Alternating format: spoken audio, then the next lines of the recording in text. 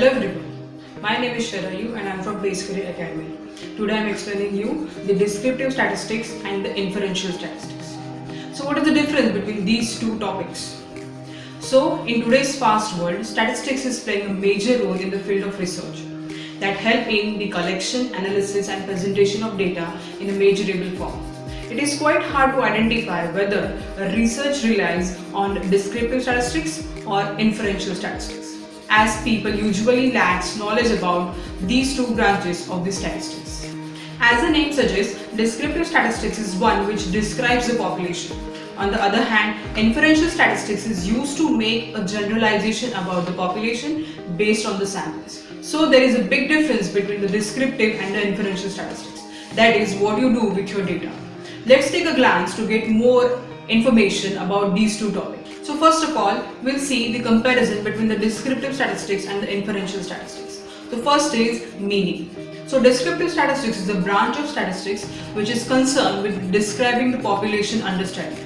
And the inferential statistics is a type of statistics that focuses on drawing conclusions about the population on the basis of sample analysis and observation. Next is the descriptive statistics, what it does. So it organizes, analyzes and represents data in meaningful way, whether the inferential statistics compares, tests and predicts the data. Next, the result will be displayed in descriptive statistics in the form of charts, graphs and tables, where in the inferential statistics, the result is displayed in the form of probability. Next, the functions of the descriptive statistics is it explains the data which is already known to summarize the sample. And the function of the inferential statistics is attempt to reach the conclusion to learn about the population that extends beyond the available data. So let's see in details about this descriptive statistics. So descriptive statistics refers to a discipline that quantitatively describes the important characteristics of the dataset. For the purpose of describing properties, it uses measures of central tendency, that is mean, median, mode, and the measures of dispersion, that is range, standard deviation, quartile deviation, variance, etc. So in short, descriptive statistics summarizes data by the researcher in useful way with the help of numerical and graphical tools such as charts, tables and graphs to represent data in an accurate way. Moreover, the text is represented in the support of diagram to explain what they represent.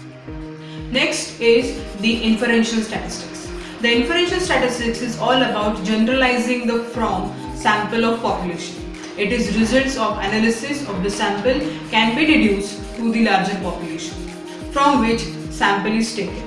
It is a convenient way to draw conclusions about the population when it is not possible to query each and every member of universe. The sample chosen is representative of the entire population. Therefore, it should contain important features of the population.